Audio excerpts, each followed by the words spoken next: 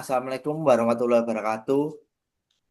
Perkenalkan, di sini kami dari kelompok Parama dari Mesflu ingin diskusi tentang physical quantity yaitu dengan materi yang akan dibahas yaitu tentang definisi, tujuan, rumus, dan juga peralatan apa saja yang digunakan dalam sistem perpipaan serta pompa dan juga jenis-jenis dari physical quantity. Yaitu terlebih dahulu perkenalkan kelompok kami, yaitu ada saya atas nama Disubang Prastio, NRP 50192410004 dan teman saya. Perkenalkan, nama saya Rifri Rizky Asutanto dengan NRP 50192410028. Lanjutnya, Dan perkenalkan, nama saya Gatan Pasha Gimnastiansyah dengan NRP 50192410075 dan selanjutnya. Perkenalkan nama saya Muhammad Rabbani Mulis dengan RP 50192411120. Perkenalkan, saya yang terakhir Muhammad Adenali Gra Santoso dengan NRP 50192411179. Oke, di sini saya akan memulai diskusi tentang physical quantity, yaitu menurut saya physical quantity yaitu suatu besaran fisika yang memiliki dua sifat. Dua sifat itu yaitu ada ukuran dan satuan. Dan ukuran dan satuan tersebut yang dapat disebut besaran fisika. Kalau menurut teman-teman, apakah sependapat dengan saya atau ada perbedaan? dari saya, besaran fisika adalah sesuatu yang dapat diukur dan dinyatakan dengan angka serta satuan. Dari saya sendiri, adapun definisi dan ruang lingkup dari physical quantity atau besaran fisika dalam mesin fluida, yaitu adalah properti yang terukur yang mendeskripsikan keadaan statis, kinematik, dan dinamik dari suatu fluida. Masalahnya, ada yang menurut. Kalau menurut saya kurang lebih sama lah sama teman-teman. Mungkin saya akan memberikan contohnya. Misalnya kayak waktu itu ditunjukkan dengan satuan detik atau second. Kemudian massa ditunjukkan dalam satuan kilogram. Kalau dari saya sendiri mungkin sama sih sudah disebutin. Jadi dari garis poin dari kelompok kami itu menyebutkan bahwa physical quantity itu adalah besaran fisika yang ada duanya yaitu ukuran dan satuan yang disebutkan Ais dan River Gatan serta Aden itu artinya misalnya kita mengukur tinggi badan manusia ataupun tinggi badan kita itu kan diketahui yaitu ada 165 cm. Maka kita ketahui 165 itu sebagai ukuran dan 6 cm itu sebagai satuan ataupun berat itu misalnya 65 kilogram. Kilogram. Artinya 65 itu ukuran dan kilogram itu satuan. Satuannya itu sudah ketentuan dari universal itu sendiri. Jadi untuk SI. pembahasannya kedua kita akan membahas jenis dari physical quantity yaitu ada jenis dari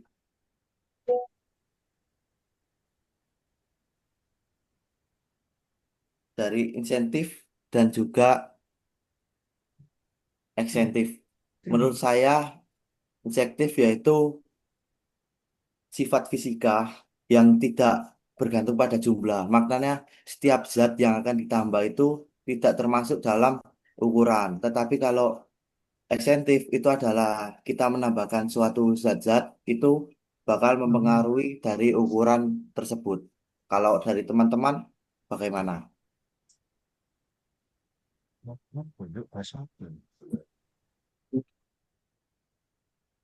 Kalau dari saya intensif itu besaran fisik fluida yang tidak tergantung pada jumlah fluida yang dimiliki. Artinya ya seperti kayak sifat ini tetap meskipun sistem fluida dibagi menjadi beberapa bagian. Ya kurang lebih mirip lah. Kalau dari yang lainnya gimana? Kalau menurutku intensif kuantitis adalah sama seperti yang disampaikan teman-teman tadi, sifat yang tidak dipengaruhi oleh jumlah. Artinya, nilainya itu tetap atau sama, tanpa melihat sedikit banyaknya materi tersebut. Itu sih.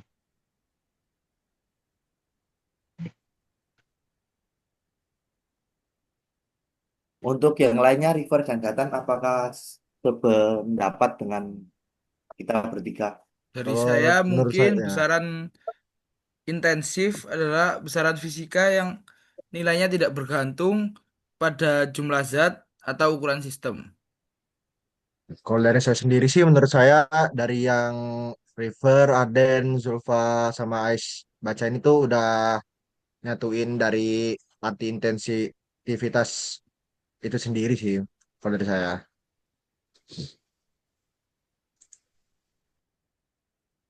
Jadi untuk besaran insentif itu dari kelompok kami mendeskripsikan yaitu seperti sifat dari fisika ataupun fluida itu yang tidak bergantung pada jumlahnya. Maksudnya itu dari misalnya tekanan ataupun suhu. Misalnya kita berpacu pada lingkup apabila kita mendapatkan suhu 50 terus lalu kita tambah dengan suhu 50, apakah hal tersebut menjadi 100? Apakah hal tersebut bisa dijawabkan dengan benar? Tapi hal tersebut tidak mendapatkan benar karena suhu itu relatif menghitung dari keseluruhan. Jadi sekitar 50 Celcius, maka hasilnya ya 50 Celcius walaupun kita tambah dengan 50 Celcius. Serta untuk besaran efektif yaitu kita dapat simpulkan yaitu seperti besaran fisika yang nilainya bergantung pada zat yaitu seperti ataupun fluida. Seperti kita menambahkan air di wadah ataupun dalam operasional kapal kita dapat melihat saat pengisian water sea yaitu yang ada di lambung kapal itu semakin bertambah itu termasuk dari besaran efektif. Lalu itu kesimpulan dari kelompok kami.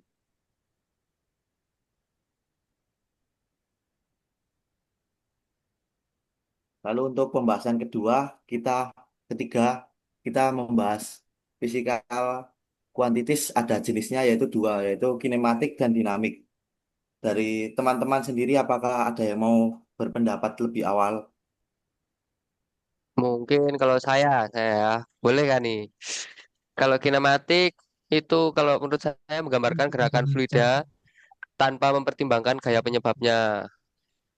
Kalau dari saya seperti itu.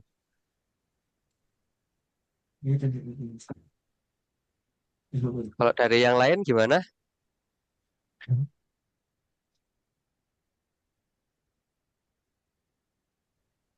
Halo. Kalau dari saya ya, besaran kinematik itu, besaran fisika itu yang tanpa memperhatikan penyebab gayanya ataupun fluidanya dapat disimpulkan menurut saya ya, itu besaran lali aku rek, sumpah rek. Cek.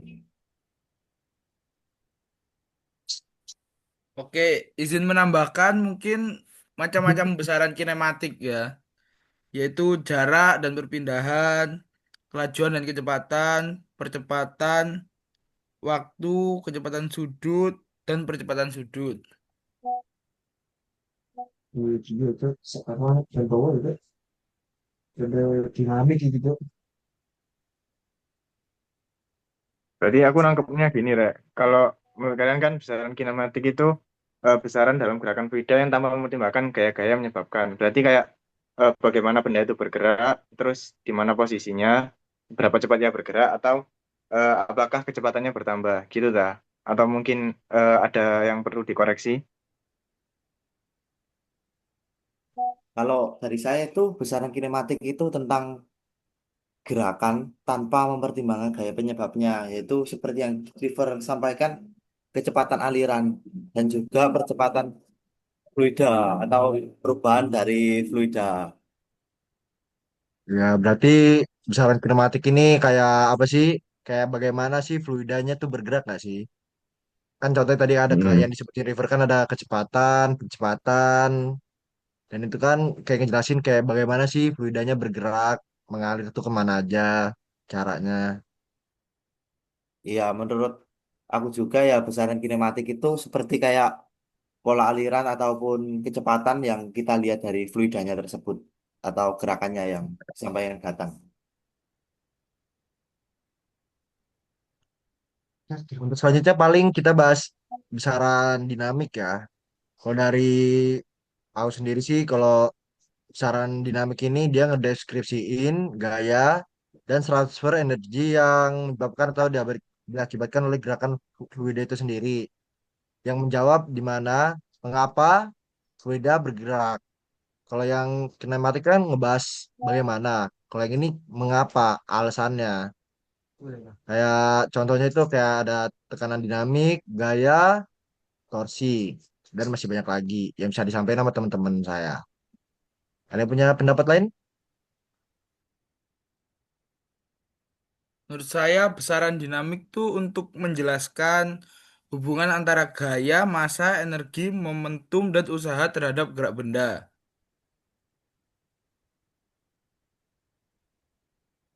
Kalau dari saya sendiri sih setuju sih. Mungkin saya akan memberikan contoh sedikit lah pengaplikasiannya, seperti buat menentukan kapasitas pompa untuk mengalirkan air ke gedung bertingkat itu bisa juga digunakan untuk menentukan kebutuhan motor penggeraknya. Dari yang lain gimana? Kalau dari saya yaitu kalau besaran dinamik itu besaran fisika yang artinya tentang konsep gaya yaitu benar yang disampaikan teman-teman yaitu tentang mengapa gaya ini bisa bergerak ataupun fluida ini bisa menghasilkan gerakan. Jadi kita itu dapat melihat secara contoh dari besaran dinamik itu yaitu ada gaya, tekanan, torsi, daya, dan tegangan geser. Jadi tentang itu maknanya itu gaya apa yang menyebabkan energi itu bisa bergerak atau fluida itu bergerak. Untuk yang lainnya, Berarti kan kalau dinamik kuantitis itu lebih ke mencari gayanya ya. Sedangkan kalau ekstensif itu mencari sifat suatu materi yang tidak dipengaruhi oleh gayanya. Jadi kayak misalnya kecepatan gitu. Kalau dinamik itu kayak eh, tekanan atau torsi yang disebutin teman-teman tadi. Berarti bisa iya jadi disimpulin juga ya, hmm, kayak apa dari dinamik itu berhubungan langsung gitu dengan kinerja dari mesin fluidanya itu sendiri. Iya. Atau gimana? kalau yang saya dapat dari diskusi teman-teman ini, jadi kalau dinamik itu tentang bagaimana fluidanya itu bisa berubah tersebut. Mengapa? Apakah karena ada gaya atau tekanan? Tapi kalau kinematik itu dari diskusi kami, kita itu bisa melihat yaitu bagaimana kita mendeskripsikan gerakan ataupun seberapa cepat dari gerakan fluida tersebut. Jadinya kalau dinamik itu penyebabnya, jadi kinematik itu kayak kecepatan alirannya atau fluidanya tersebut.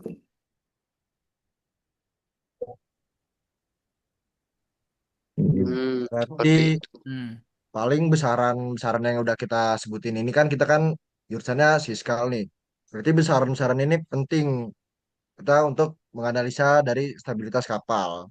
Dong berarti kayak bisa contoh ini gak sih kayak displacement itu kan jadi kapalnya yang tercelup air kan dikalikan dengan berat jenis air. Jadi kan ada yang namanya besaran dinamis dari cara kerja fluida itu sendiri. Paling kalau kalian ada ini contoh apa yang berkaitan dengan kapal, di besaran-besaran kinematik apa nggak dinamis?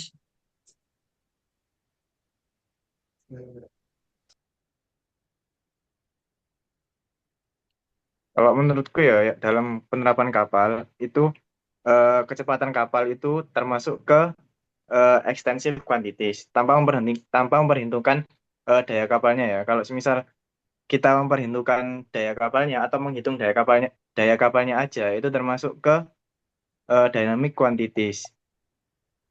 Soalnya sumber dari gaya tersebut, gitu sih.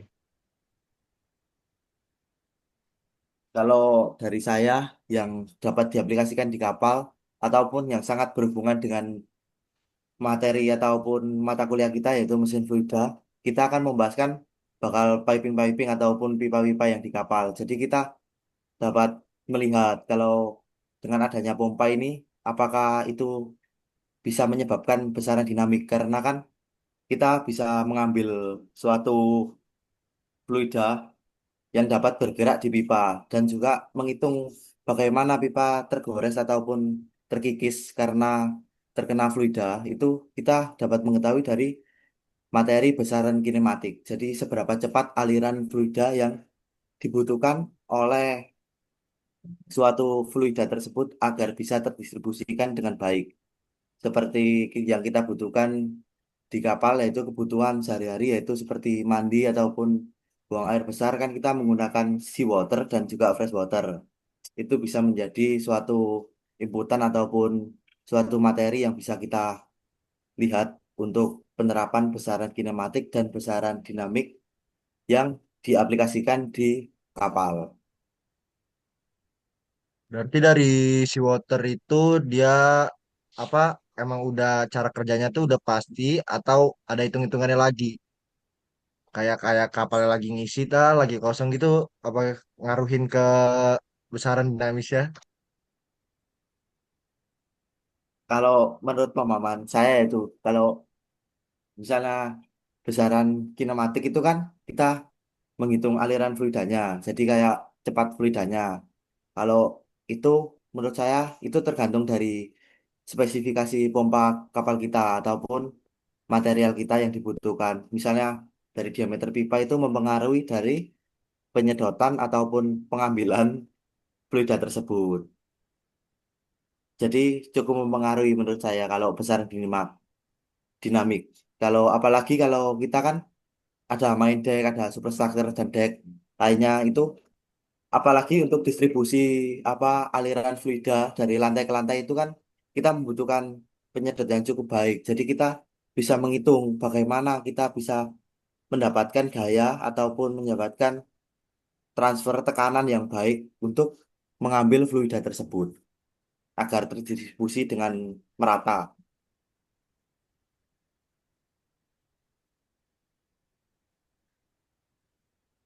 Baik, dari kesimpulan yang bisa saya simpulkan untuk besaran kinematik dan besaran dinamik itu berarti dari kelompok kami itu ataupun teman-teman setuju atau tidak, kesimpulan saya itu tentang besaran kinematik yaitu tentang bagaimana seberapa cepat fluida itu beralir ataupun aliran fluida itu termasuk besaran kinematik yaitu termasuk dalam kecepatan ataupun percepatan. Untuk besaran dinamik yaitu tentang penyebab perubahan gerakan yaitu tentang bagaimana tekanan dari fluida tersebut, terus bagaimana fluida tersebut bisa terdistribusikan dengan baik, yaitu berhubungan dengan gaya, tekanan, torsi, dan daya untuk tegangan geser. Lalu untuk materi selanjutnya, kita akan membahas apa itu tujuan dari physical quantities, terutama di matkul kita yaitu mesin fluida yang kita jalani di semester 3 ini. Mungkin teman-teman ingin berpendapat. Mungkin dari aku duluan ya. Untuk dari yang pertama itu tujuan dari kita belajar physical quantities itu sebagai dasar pengukuran fenomena fisis. Yang mana besaran fisis ini bakal kita gunain untuk menggambarkan, mengukur, dan memahami fenomena alam atau proses teknik secara kuantitatif. Ya bisa dimisalkan itu seperti mengukur tekanan, suhu, kecepatan, aliran, dan gaya. Mungkin dari teman-teman ada yang ingin menambahkan pendapat? Dari saya nggak jauh-jauh dari Gatan, yaitu physical quantities bertujuan untuk mengukur, membandingkan, menstandarkan, dan menjelaskan fenomena fisika secara universal, sehingga ilmu pengetahuan dan teknologi dapat berkembang. Dan kita dapat mengukur dan kita aplikasikan di bidang marine.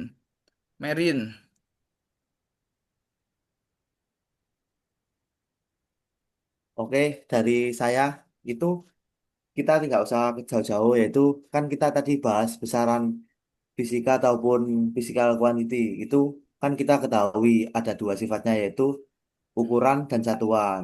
Yang pastinya itu udah ketentuan dari suatu universal ataupun di seluruh dunia juga sudah memakai ketentuan tersebut. Jadi untuk tujuannya yaitu yang bisa saya tangkap yaitu bisa sebagai suatu bahasa ataupun suatu ketentuan yang kita itu untuk menyampaikan di negara-negara lain ataupun di seluruh masyarakat ataupun manusia di umat bumi ini kita bisa ketahui bahwa kilogram itu seberapa, kan itu sudah menjadi ketentuan, ataupun sentimeter itu berapa ukurannya, itu kan juga sudah menjadi ketentuan. Lalu untuk tujuan keduanya yaitu bisa mendukung kemajuan teknologi, yaitu dengan adanya besaran quantity kita kan mengetahui jenis-jenisnya tersebut. Kita tidak asal mengerjakan ataupun tidak asal memperhitungkan. Jadi kita bisa mengetahui seperti tadi yaitu ada besaran kinematik dan besaran dinamik jenisnya. Itu kita bisa menerapkan sebagai kemajuan ataupun teknologi serta data pengukuran tersebut. Dan yang ketiga yaitu kita bisa sebagai analisis, yaitu dari data-data tersebut, data-data tersebut bisa kita analisis sebagai material-material yang kita gunakan. Jadi kita maknanya kita itu bisa mengerti bahwa dengan material ini kita itu membutuhkan fluida seperti apa. Jadi fluida itu bisa, material itu bisa mengikuti fluida ataupun kita menentukan fluida tersebut bisa kita tentukan material. Maksudnya itu misalnya kita water sea atau sea water, kita itu tahu material yang baik untuk mencegah korosi tersebut itu material apa. Itu kan terdapat di besaran quantity, terutama di besaran dinamik, yaitu tentang penyebabnya. Dan juga kita mengetahui aliran fluida itu dari besaran dinamik, serta seperti tekanan ataupun yang lainnya. Jadi tujuannya menurut saya seperti itu. Untuk yang lainnya,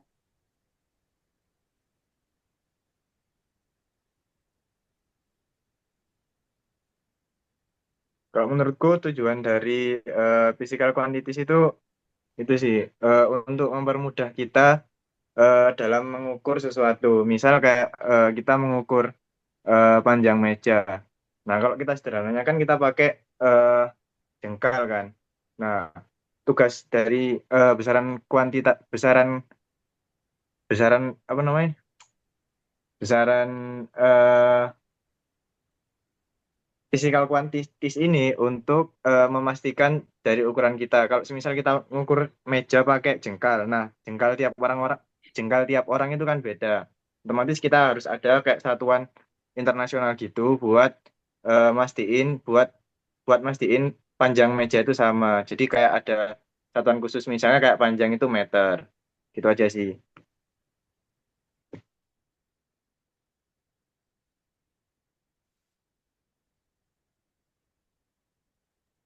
River kalau ingin mendapatkan pendapat. Sudah mungkin dari yang lain.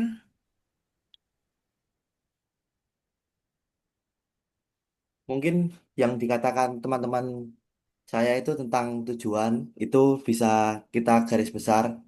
Itu maknanya bahwa media penyampaian kita seperti misalnya yang dikatakan AIS, bagaimana misalnya menghitung baju berapa berapa kain yang dibutuhkan, berapa meter. Jadi kita itu tahu bahwa meter itu yang ketentuan berapa meter itu kita ketahui karena secara universal itu kan orang-orang pasti mengetahui berapa 1 meter itu berapa dan 2 meter itu berapa. Jadi suatu kondisi mutlak ataupun tidak bisa diubah-ubah dari satuannya. Serta untuk yang disampaikan teman-teman yaitu tentang untuk penghitungan data itu menurut saya setuju juga karena kalau data kita itu tahu bahwa physical quantity kan kita tahu misalnya dari diameter pipa itu tersebut berapa, kita tahu bahwa fluida apa yang kita tarik ataupun kita butuhkan itu, kita dapat menghitung bagaimana dinamik dari besaran dinamik yang dibutuhkan. Jadi kita bisa menghitungkan pompa yang dibutuhkan dari suatu pipa tersebut. Untuk yang lain, apakah seberpendapat ataupun setuju dengan kesimpulan ataupun rangkuman dan ringkasan yang saya ringkas dari teman-teman? Mungkin dari aku sendiri sih aku udah setuju dari pendapat yang Zulfa sampaikan sih, dan pendapatnya sama, dan saya sependapat sama Zulfa.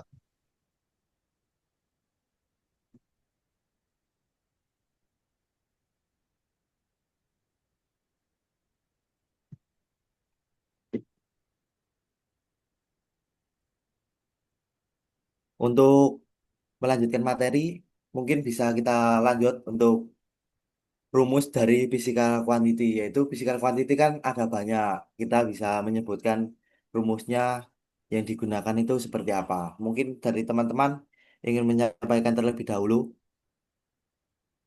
ataupun refer. Kalau menurut saya, Ais. salah satu physical quantity itu ada debit laju aliran debit atau laju aliran air dengan rumus Q sama dengan A kali V. A kali V. Yang mana Q sendiri itu adalah debit atau laju aliran air, dan A itu luas penampang air atau diameter suatu pipa, dan V itu adalah volume air. Oh, V itu adalah kecepatan air. Tuh. Jadi hubungan antara eh, kecepatan dan kecepatan dan eh, luas permukaan itu berguna dalam menentukan debit suatu fluida. Mungkin bisa ditambahin mungkin bisa ditambahin sama teman-teman.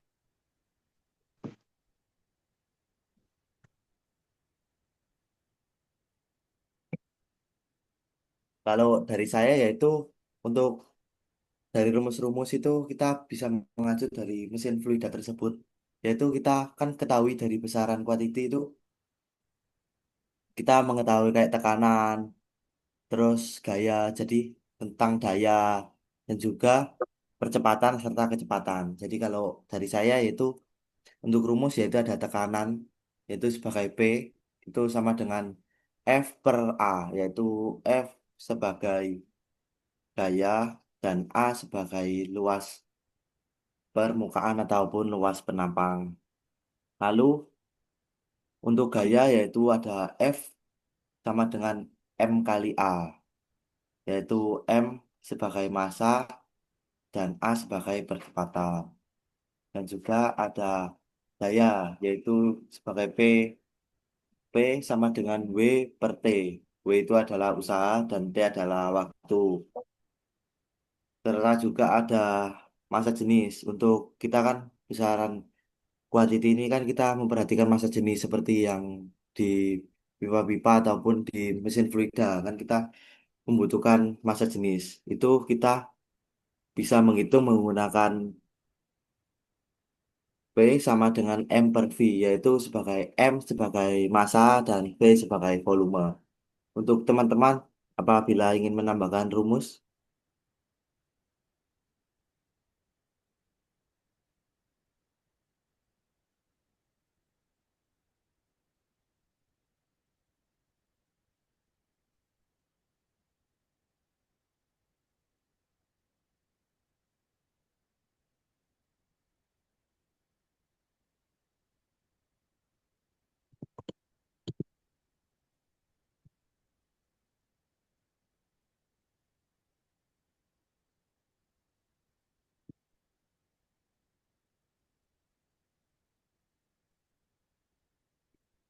mungkin Gatan ingin menambahkan rumusnya.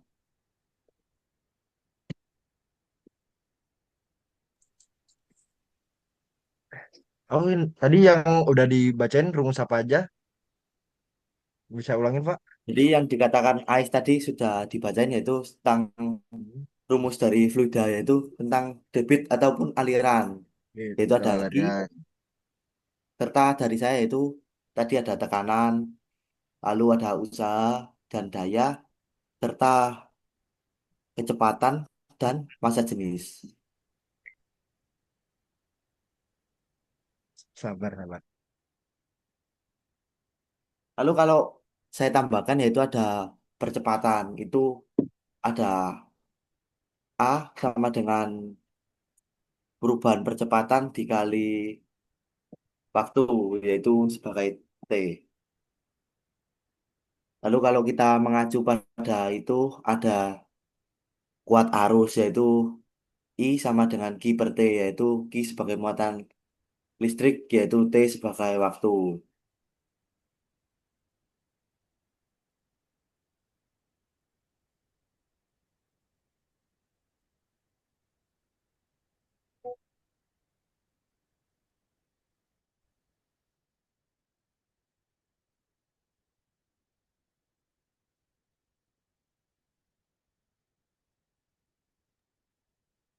Oh iya, kita juga tadi kan menyinggung tentang suhu.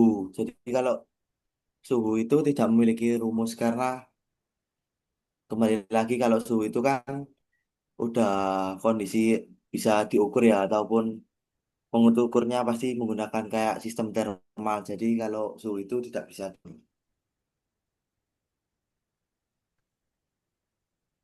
Oke, apakah River dan Gatan atau Aden ingin menambahkan? Sudah cukup sih kalau menurut saya.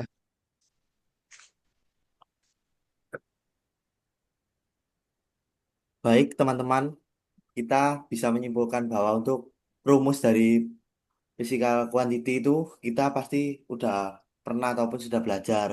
Walaupun di semester 1 dan 2 kita kan mempelajari kayak fisika mekanika kan pasti ada kayak hubungan gaya ataupun yang lainnya serta fisika listrik kita mengajari tentang daya dan ada fisika fluida juga. Jadi untuk menurut saya tentang yang disampaikan teman-teman tentang apa rumus dari physical quantity itu menurut saya sudah benar dan tidak perlu didebatkan lagi karena itu udah jadi suatu hal yang benar.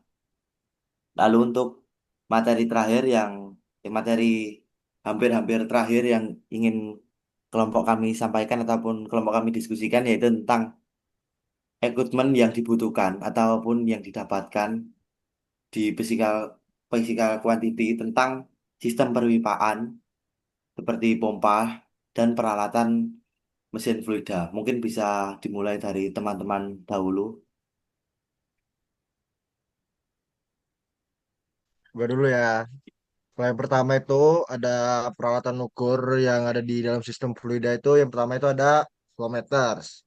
Nah, flow meters ini dia fungsinya untuk mengukur laju aliran atau debit. Yang dimana flow meter ini alatnya itu ada berbagai macam. Yang pertama itu ada flow meter orifice, flow meter venturi, flow meter magnetik, flow meter ultrasonik.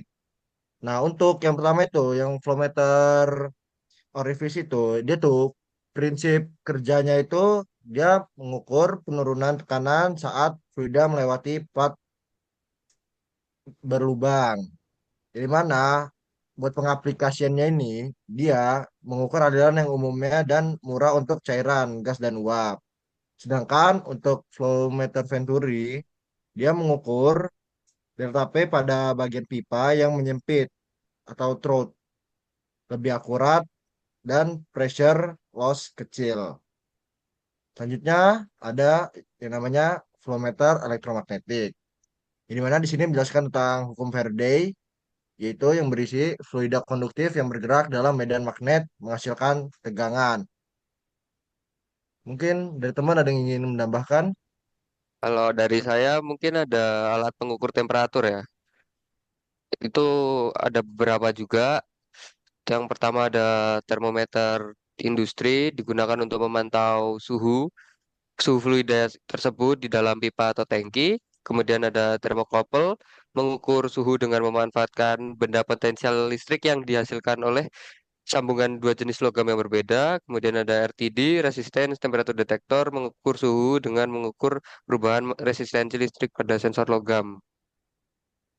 Mungkin ada tambahan yang lain?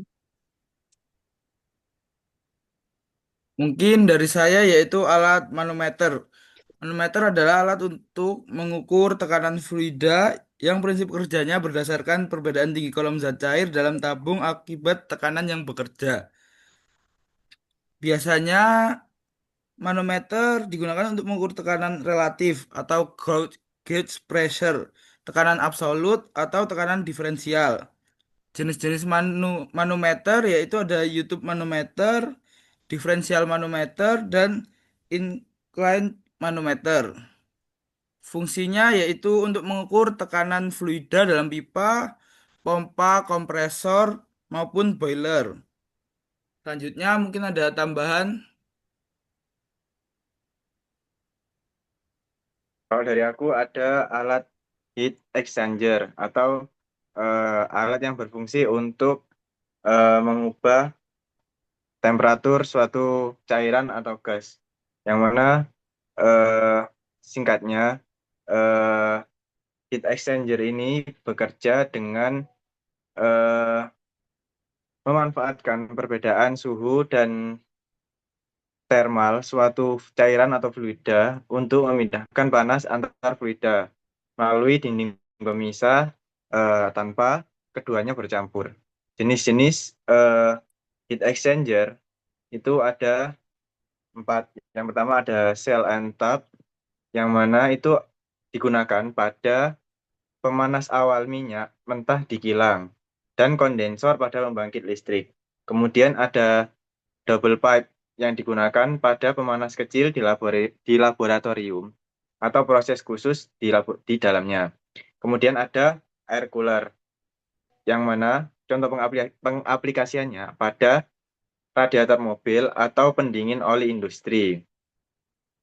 Eh, Kemudian ada heat exchanger dalam kehidupan sehari-hari, misalnya kayak AC yang mengubah eh, suhu dari udara ruang menjadi udara dingin. Oh, udara luar atau udara luar atau udara ruang menjadi suhu yang lebih dingin. Dan ada water heater, yang mana itu digunakan untuk memanaskan air buat kita mandi atau kebutuhan sehari-hari. Itu sih.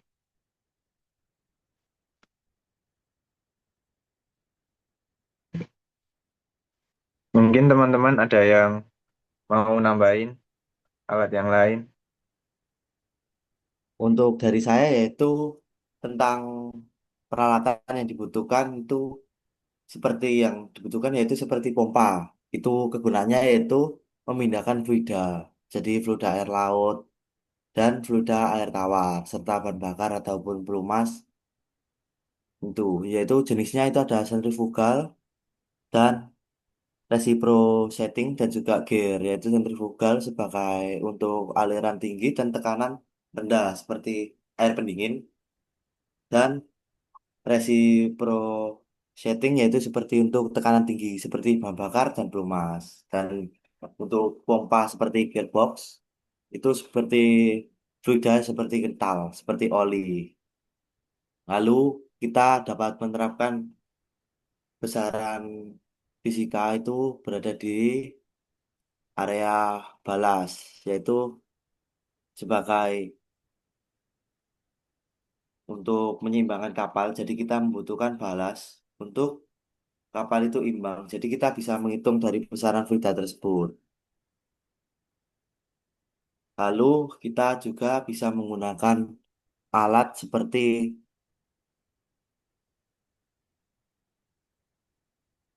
filter atau strain, yaitu berguna untuk menyaring kotoran. Mengapa ini masuk dalam physical quantity, yaitu apabila kita kan mengetahui bahwa seawater di tank itu bakal bergerak ataupun berdistribusi di daerah-daerah ataupun kamar mandi dan juga di kebutuhan sehari-hari kita di kapal.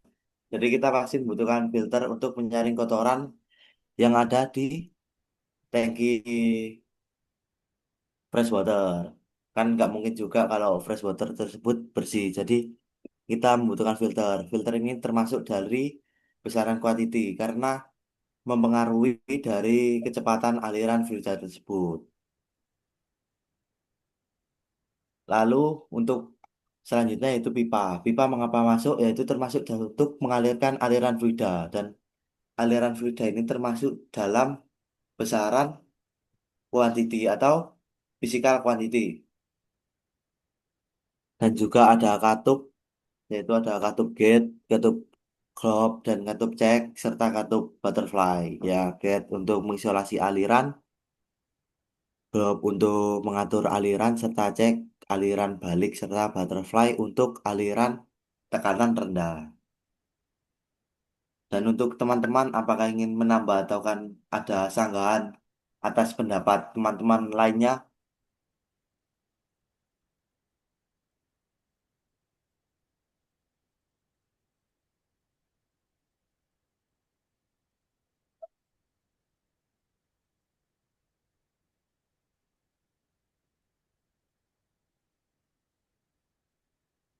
Mungkin saya mau bertanya tentang temperatur dari pressure gauge tadi yang disampaikan Aden.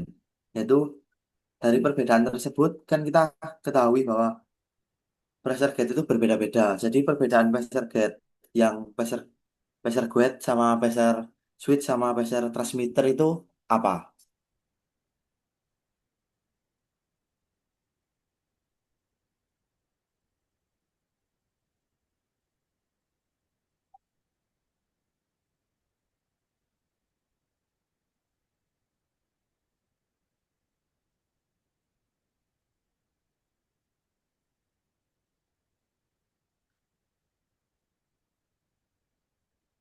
Oke, untuk menjawab dari pertanyaannya Mas Adin ya, perbedaan dari pressure switch dan pressure transmitter. Dari pressure gauge dulu, ini adalah alat yang paling umum digunakan untuk memantau tekanan di berbagai sistem seperti sistem bahan bakar, air pendingin, dan hidrolik. Untuk pressure switch digunakan untuk mendeteksi tekanan di atas atau di bawah batas yang ditentukan dan mengirim sinyal ke sistem kontrol. Sedangkan pressure transmitter mengubah tekanan menjadi sinyal listrik untuk pemantauan dan kontrol jarak jauh. Apakah sudah menjawab, Mas Adin? Cukup menjawab menurut saya Mas Aden karena saya mengerti jadi pressure gauge itu semacam alat itu memantau tekanan dan sistem dari bahan bakar dan air pendingin. Lalu kalau switch itu yang saya tangkap itu tentang mendeteksi tekanan atas atau bawah batas lah dari sistem kontrol tersebut. Kalau transmitter itu yaitu mengubah tekanannya. Jadi cukup berbeda. Yaitu gate itu untuk memantau dan switch itu untuk mendeteksi serta transmitter itu untuk mengubah tekanannya. Mungkin yang lainnya ingin bertanya atau sanggahan.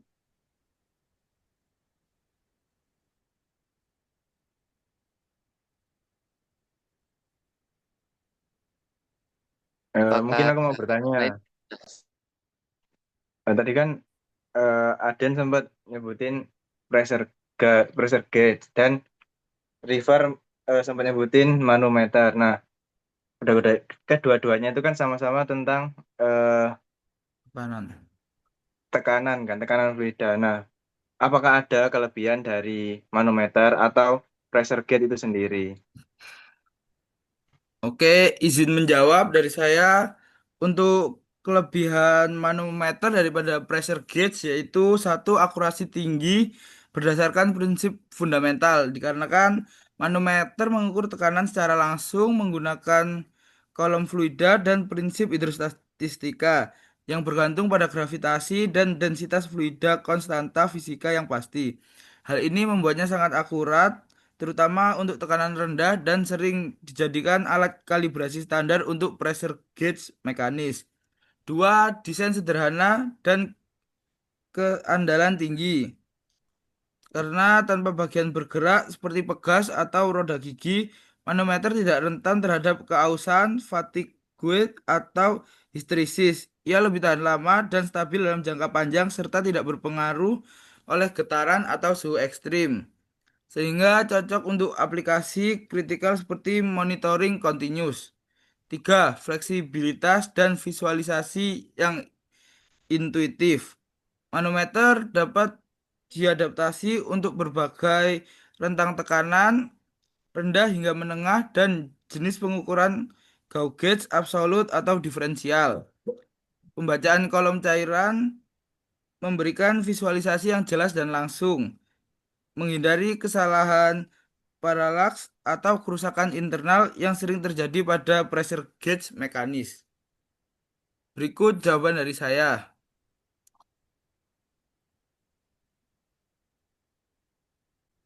Untuk selanjutnya aku ingin bertanya ke River yang udah menjelaskan tentang alat yang digunakan untuk fluida yaitu manometer.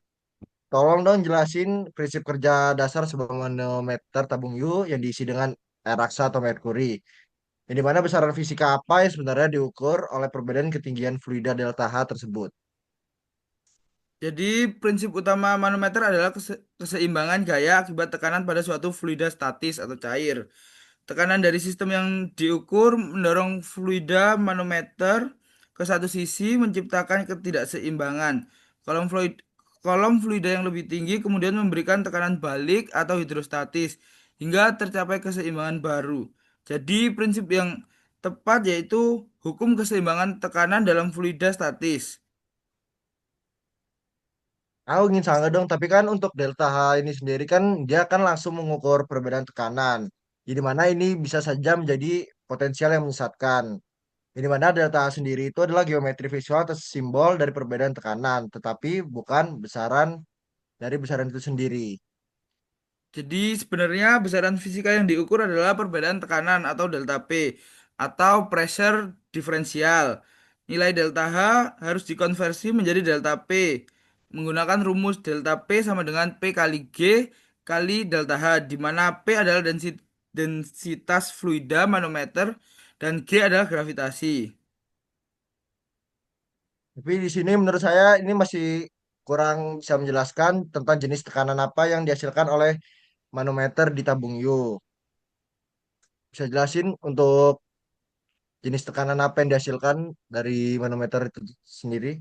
Oke, jadi jika satu kaki terbuka ke atmosfer, maka manometer mengukur tekanan Gauge atau tekanan relatif terhadap tekanan atmosfer. Tapi jika kedua kaki terhubung ke dua titik berbeda dalam sebuah sistem, maka manometer mengukur pressure drop atau differential pressure antara kedua titik tersebut, misalnya across a filter. Manometer tidak secara langsung mengukur tekanan absolut. Apakah sudah cukup menjawab dari Mas Gatan? Oke, sudah cukup menjawab untuk jawaban dari Mas River itu sendiri. Terima kasih Mas River. Sama-sama Mas Gatan. Jadi untuk yang disampaikan teman-teman tentang peralatan yang dibutuhkan di sistem perpipaan dan di pompa di mesin fluida itu, teman-teman sempat membahas tentang flow meter, lalu alat pengukur temperatur kapal, water ballast, dan juga tangki, serta teman-teman juga tadi membahas tentang komponen sistem pengukuran temperatur dan juga nanometer Meter. dan Kilometer. penukaran panas. Itu dapat Stranger. disimpulkan itu pembahasan yang dibutuhkan untuk di peralatan di besaran fisika terutama di pompa dan di sistem perpipaan. Jadi untuk selanjutnya materi diskusinya yaitu kan kita diwajibkan mahasiswa ataupun kita untuk mencari material apabila studi case-nya itu yaitu tentang material jika kita menye- mengambil air di sistem perpipaan kan menggunakan pompa. Kita akan menggunakan material apa yang cocok untuk mengaliri fluida tersebut atau bergerak fluidanya. Seperti di pipa itu material apa yang cocok di seawater dan freshwater. Mungkin ada teman-teman yang ingin menyampaikan. Dari aku sendiri, aku pengen ngasih salah contoh material dari pipa yang itu baja karbon atau karbon steel. Yang mana bisa diaplikasikan dalam pipa air laut, sistem balas, udara tekan, dan sistem hidrolik. Yang mana dari karbon steel itu sendiri, dia memiliki kelebihan Jadi mana kekuatan mekaniknya sangat tinggi. Tahanan dan tekanan dan suhu tinggi dapat teratasi dan memiliki biaya paling ekonomis. Untuk kelemahannya sendiri dari karbon steel ini, dia sangat rentan terhadap korosi, terutama di lingkungan air laut. Jadi, untuk mengatasi dari korosi itu sendiri, dia harus adanya sistem proteksi, yaitu katodik dan coating yang bisa diaplikasikan ke karbon steel itu sendiri untuk mencegah korosi terjadi. Nanti teman-teman ada yang ingin menambahkan?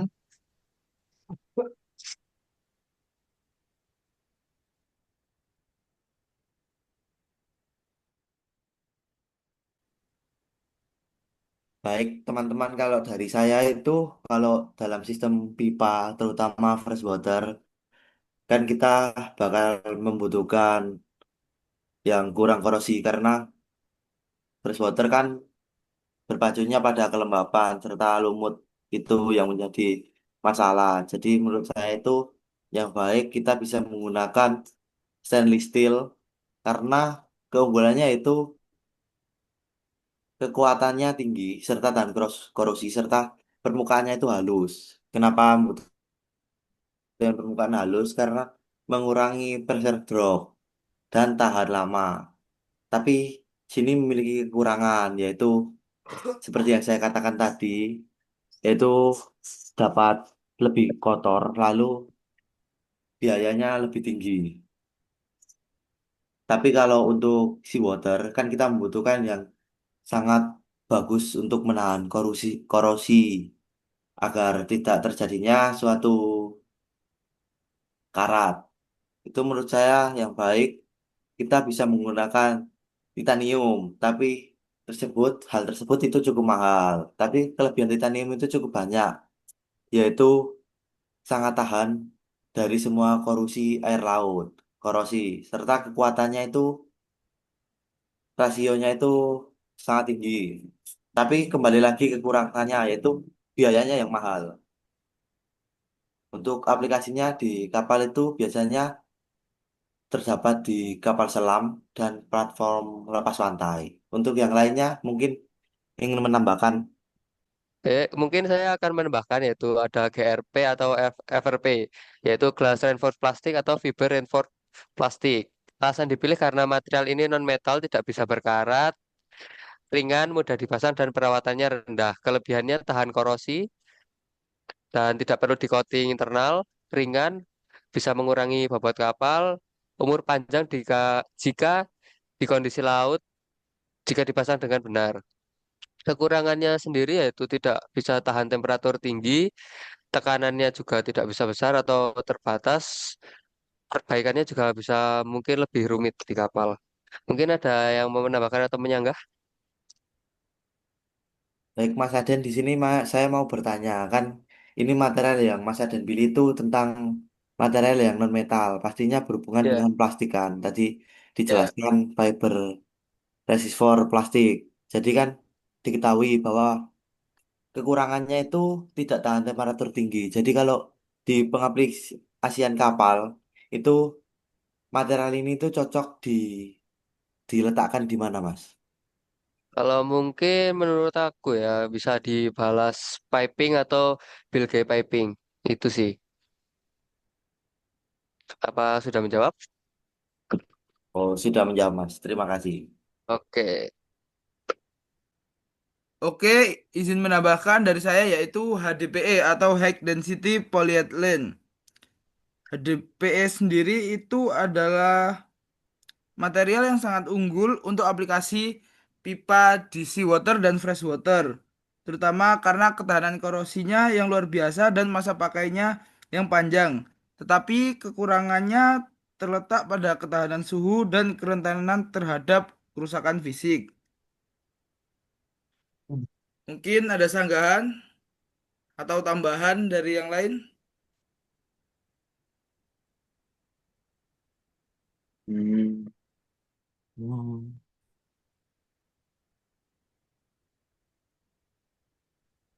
Udah cukup, Cukup, cukup. cukup Mas. kan teman-teman sudah menyimpulkan atau mengetahui material apa yang dibutuhkan di pompa serta di pipa di daerah kapal, terutama di aplikasian kapal agar kapal itu bisa menangani lah korosi atau lumut yang terdapat di seawater dan freshwater yang terjadi di pipa. Jadi kalau anggap aja kalau studi case-nya itu bahwa materialnya itu cuma itu dan kita tidak bisa kan material tidak ada yang sempurna. Jadi kita itu membutuhkan cat atau apa yang bisa mengurangi korosi ataupun lumut yang bergerak di daerah pipa tersebut. Mungkin teman-teman ada yang tahu. Aku izin Hmm, menjawab. Aden mau ngasih duluan? Boleh? Kak. Nggak. Monggo, Oke, monggo. pertama itu mungkin ada di proteksi katodik. Yang dimana di sini prinsipnya itu sendiri menjadikan logam yang dilindungi sebagai katoda dalam sel elektrokimia sehingga proses korosi itu terhenti. Jadi mana proteksi katodik ini ada jenis-jenisnya. Yang pertama itu ada sacrificial node. Di mana materialnya itu adalah zinc atau seng atau aluminium. Di mana contohnya itu seperti dipasang di sea chest, taki balas, dan heat exchanger. Yang kedua itu ada impress current cathodic protection. Di mana ini biasa digunakan di sistem utama proteksi lambung kapal. Untuk selanjutnya itu ada yang namanya coating dan lining. Dia prinsipnya itu membuat barrier fisik antara material dengan lingkungan korosi. Yang pertama itu jenisnya itu ada epoxy coating, jadi mana ini sangat umum digunakan. Terus yang kedua itu ada zinc silicate primer, yang ketiga itu ada rubber lining.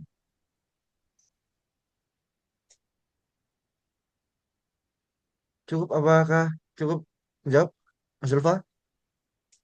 Menurut saya cukup menjawab. Ah, ngentot cok, edit wake cok. Langsung tutup anjir. Wih, Sis. gitu tuh, Zulfa tuh. Udah, udah. Balik, balik, balik. Jadi menurut saya itu cukup menjawab karena kita itu tahu bahwa korosi itu bisa ditanggulangi yaitu dengan yang dijelaskan ada zinc itu untuk mengurangi korosi di kapal dan juga ada coating system seperti primer, top coat itu yang bisa mengurangi korosi juga dan juga untuk di lumut itu dijelaskan Gatan ada anti fouling dan juga coating pelepasan fouling dan kadang juga ada cleaning di underwater untuk hull. Jadi menurut saya sudah cukup menjawab. Mungkin dari diskusi tersebut, apakah diskusi dari beberapa materi yang kita diskusikan, apakah teman-teman sudah paham atau ada Sudah, Mas. tanggahan? Paham.